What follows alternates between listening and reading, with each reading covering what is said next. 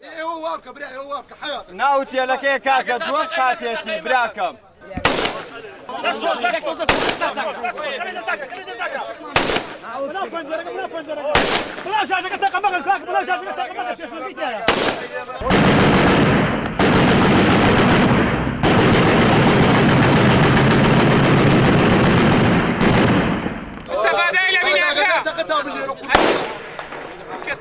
على ديوارك انت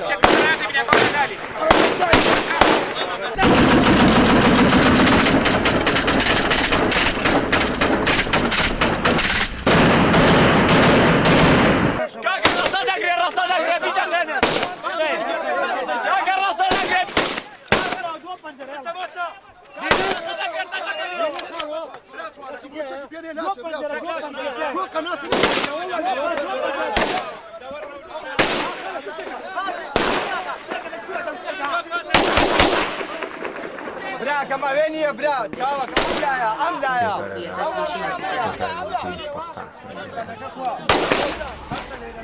Dar mie mi se pare că se integrează și atitudinea lui dovedește că socializează și că e oarecum, ar putea să fie de liniștit la situația pe care o are el.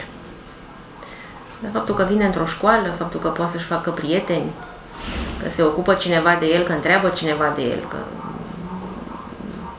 e cineva preocupat și de problemele lui medicale, are o dirigintă care se interesează de el și care îi pune în vedere că trebuie să-și încheie situația. L-am cunoscut pe Hasan în momentul în care a venit la centru de refugiați. La momentul când a solicitat azil în România, era o persoană vulnerabilă, în sensul că era minor. Asta era primul semnal că este o persoană vulnerabilă, că era un minor neînsoțit, deci faptul că avea probleme de sănătate, în sensul că era împușcat în picior. La Irak, familia mea, tatăl meu a fost polițist și am avut 2 frați și un soră. Și mama mea a fost acasă, dar din cauza tatăl meu că a fost polițist, nu știu cum se numește, a fost polițist mare și la orașul toată lumea a cunoscut cu familia mea. În primul rând avea nevoie de asistență medicală, pentru că avea o plagă împușcată care trebuia neapărat cumva rezolvată din punct de vedere medical și atunci eu l-am dus la spital, am stat în fiecare zi și l-am vizitat. A suferit o operație și așa mai departe. Ulterior i-am anunțat pe colegii mei de la GRS București și au preluat alături de mine cazul și am asistat cu absolut tot ce înseamnă asistență juridică, medicală, socială, materială. Din 2012, tatăl meu a plecat de la serviciu și când a vrut să se întoarce acasă, a fost cu niște colegi ei, a fost la pompă. I-a murit pe tatăl meu. A fost foarte greu atunci. Pentru mine și pentru mamă și pentru fratele meu. Dar m-am reușit să trec asta și în 2013 a intrat multe teroriști din orașul meu. Se numește Carcu. E un oraș foarte mare și are foarte patron, are benzină, are gaz. Din cauza aia vine multe teroriști la orașul meu. A intrat multe oraș fiecare zi la magazin, la oraș, pe stradă. A făcut bombă, a fost o mașină, a făcut bombă. Și din cauza aia a murit foarte mult oameni. Și mama mea și cu sora și cu un frat a murit într-un loc. Din punct de vedere uman, emoțional, Hasan nu este doar un refugiat pe care noi îl ajutăm să se integreze. Hasan este prietenul nostru, este o parte un membru al familiei mele, chiar dacă nu stă cu mine. Vorbim cu el ca și când ar face parte de foarte mult timp, este, în grupul nostru. Îi creează sentimentul de acasă, îi creează o apartenență. Același lucru l-au făcut și colegii mei de la București. însă eu sunt mai aproape de el. Un simplu telefon este suficient ca eu să mă duc acolo unde el are probleme, fie că e vorba de probleme școlare, fie că e vorba despre problemele pe care le are la căsuță. Mie mi-e foarte ușor să mă deplasez. Are numărul meu de telefon, are adresa mea, deci este practic un membru al familiei. Da, stau la casă de copii, dar cam greu pentru mine să stau acolo, că acum sunt 2 ani jumate, e foarte greu pentru mine. S-a integrat pentru că sunt elevii noștri deschiși și, mă rog, poate și curiozitatea vis-a-vis de faptul că au un coleg refugiat în clasă, dar l-au integrat numai decât. Copiii socializează foarte repede și problema lui medicală e sensibilizat și au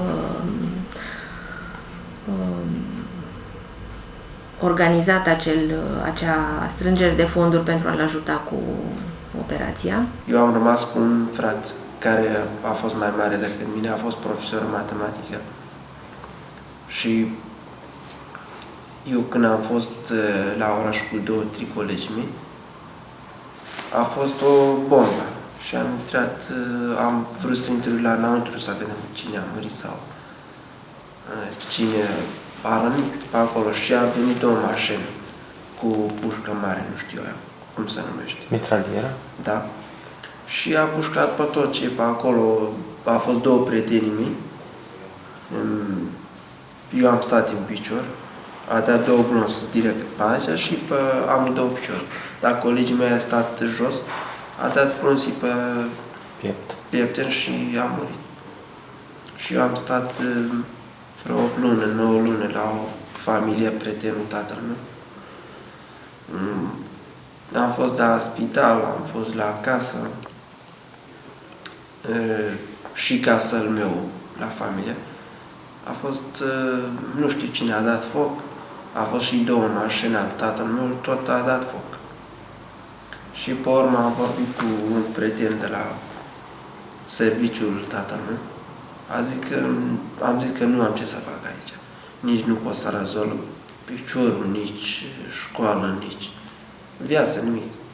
Dar cât mai avem pe niște rude pe acolo.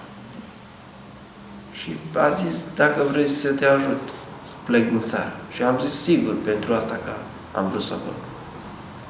Și mi-a ajutat până Turcia, că a vândut aia mașină, 2 mașini, care a rămas la tatăl meu și a dat foc, nu știu cine. Și a vândut pe niște bani. Și mi-a ajutat până la Turcia. Și la Turcia a găsit pe cineva, a zis, trebuie să ai grijă de copilul ăsta, că eu cunosc cu asta. Trebuie să le duci până undeva, o sară, care e liniștit. Discutând cu el, încercăm să-i creionăm ideea că este un copil puternic sau că este un viitor adult și că trebuie să fie puternic și că indiferent de ajutorul nostru necondiționat, va trebui la un moment dat în viață să ia decizii de unul singur, să se descurce în situații critice de unul singur, pentru că asta fac și copiii noștri, cetățeni români. Și am fost o lună din Turcia, de atunci mi-a găsit un tir. A zis, trebuie să stai câteva zile dinăuntru tir până să ajung într-o țară din European. Și într-o noapte a zis, hai mergem. Am plecat cu mașină și într-o benzinerie, într-un restaurant. Și mi-a deschis ușa la tirul, am stat dinăuntru la tir, cu mai când 2 băiat. Dar când am plecat din Turcia, în 2 zile jumate am ajuns aici în țară, în România, prietenul meu a fost bolnav. A fost bolnav la inimă și noi nu am avut multe apă, multe mâncare, m-a obosit foarte mult și am vorbit cu el, am zis mai bine să coborâm de aici, ca să nu se întâmple ceva. Oricum, când am coborât, a venit ambulanța, a venit polițist, până ajung la spital, prietenul meu a murit. Și de atunci eu am rămas aici. Când am văzut aici e o țară frumoasă, e oamenii buni, aici e bine pentru mine. Nu vreau să mă duc într-o țară bogată sau e mai frumoasă, nu a fost interesează pe mine. Interesează pe mine a fost să rezolv probleme la picior, să încep iar la școală. Că am pierdut 3 ani, 4 ani la școală. Aici este testul lui, după anul în care a fost audient. În urma acestui test el a putut să fie înscris în clasa a 9-a. Și, mă rog, cam așa arată testul lui la limba română. Avem aici un test la matematică. În legea 122 pe 2006 este obligativitatea ca toți minorii care ajung în centru de refugiați să fie, în cadrul programului de integrare, să fie introduși în sistemul de învățământ. Am făcut o cerere către inspectorat, organele abilitate au evaluat dosarul, a ajuns audient, o perioadă de 1 an a participat la cursuri, chiar și cu probleme medicale pe care le-a avut, dar a participat. Colegii mei mă ajută foarte mult să rezolv temele pe WhatsApp, pe grup WhatsApp, pe Messenger. Mă ajută foarte mult cu temele ca să fac. Știe că eu nu pot să fac temele corect singur și mă ajută foarte mult pe grupul clasă. Problema e cât de mult a evoluat cu limba română, da. În măsura în care înțelege ce se discută în clasă și în măsura în care reușește să reacționeze la ce se întâmplă în clasă, atunci poate să aibă performanțe. Dar din câte l-am auzit, din cât am auzit eu, vorbește bine românește acum. Chiar bine. Și când am reușit să fac operația, a fost foarte greu până am făcut rost de banii. A fost alocație de la București, GRS și colegii mei la școală s-a gândit a venit la mine niște colegi, a zis că vreau să te ajut cu banii ca să reușești să fac și tu operație. Singura mea problemă a fost că niciodată nu am găsit feedback la cei de la Direcția de Protecție a Copilului. Medicul instituției l-a văzut pe Hasan după foarte mult timp, chiar de la operație, deci după o lună și ceva, când eu am dat telefon și am spus că nu se poate așa ceva și ar trebui să le aibă în evidență, ar trebui să vadă ce se întâmplă cu el, cum evoluează. Deci n-am avut niciun fel de ajutor din partea direcției. Dacă la 11 noapte mă duc la baie, am nevoie de baie, acum unde te duci? Doamne, la ora asta unde trebuie să mă duc? Unde-i? Zi dumneavoastră. Unde trebuie să mă duc? La baia sau la sufragerie? Atât. Nu pot să înțeleg deloc. Eu mereu mă gândesc la familia mea, mă gândesc să pierd gândul ăsta din capul meu. Și toată ziua, să zicem, de ce am plecat de acolo. Nu am plecat de bucurie. Dacă am avut nicio șansă, nu am plecat.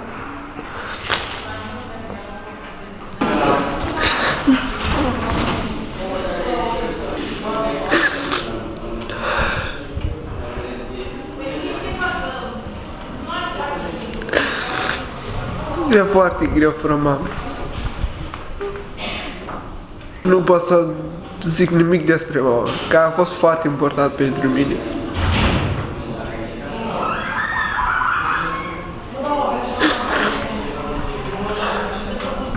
Are puterea să zâmbească, e o persoană sociabilă, chiar foarte sociabilă și s-a integrat cu ușurință printre colegii lui.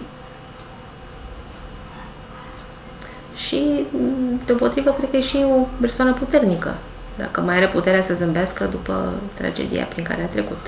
Ținând cont că, față de alte persoane, în situația lui a fost și rănit și a pierdut și toată familia și acum singur aici încearcă să-și continue viața. Și mie place să stau cu familia mea și să stau cu țara mea, să stau cu oamenii care vorbesc pe limba mea, dar asta e. Când am ajuns aici, mă uit și la țara România, ca la fel la Irak. E țara mea România. Că am reușit să fac operații, să am învățat limba. Asta e, acum e țara mea. Irak a fost.